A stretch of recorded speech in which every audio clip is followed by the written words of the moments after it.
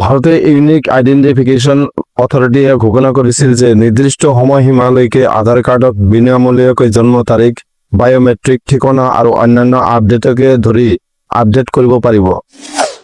এতিয়া এই সময়সীমা ওচৰ চাপি আহিছে। আপোনাৰ আধাৰ কাৰ্ড বিনামূলীয়াকৈ আপডেট কৰিবলৈ মাত্ৰ 3 দিন বাকী আছে।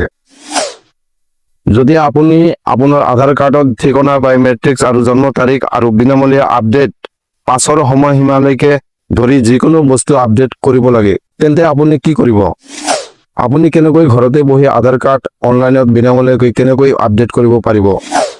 ইয়াৰ লগতে আপুনি আধাৰ পৰ্টেলৰ পৰা GPS-ৰ জৰিয়তে আপোনাৰ ওচৰৰ আধাৰ নামভৰ্তি কেন্দ্ৰ সন্ধান কৰিব পাৰিব। যদি আপুনি কোনো সমস্যাৰ সন্মুখীন হয়, তেন্তে পিন কোডৰ জৰিয়তে আধাৰ নামভৰ্তি কেন্দ্ৰ বিচাৰিব পাৰিব।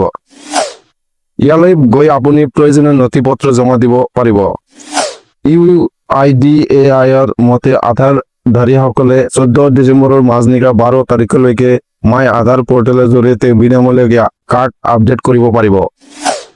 ইয়াৰ পিছত যদি আপুনি আধাৰ কাৰ্ড আপডেট কৰে, তেন্তে আপুনি আধাৰ কেন্দ্ৰলৈ গৈ তাত UIDAI-এ নিৰ্ধাৰণ কৰা মাচুল দিব লাগিব। UIDAI myAadhar.uidai.gov.in-ৰ অফিচিয়েল ৱেবছাইট চাওক। পঞ্জীয়নভুক্ত মোবাইল নম্বৰত আধাৰ নম্বৰ আৰু OTP লাভ কৰি লগ-ইন কৰক। আধাৰ আপডেটৰ বিকল্প নিৰ্বাচন কৰক। আপডেট কৰিবলৈ প্ৰয়োজনীয় তথ্য দিয়ক। আপডেটৰ সৈতে জড়িত দস্তাবেজসমূহ আপলোড কৰক। I verify that the above details are correct চেকবক্সত টিক কৰি জমা দিয়ক।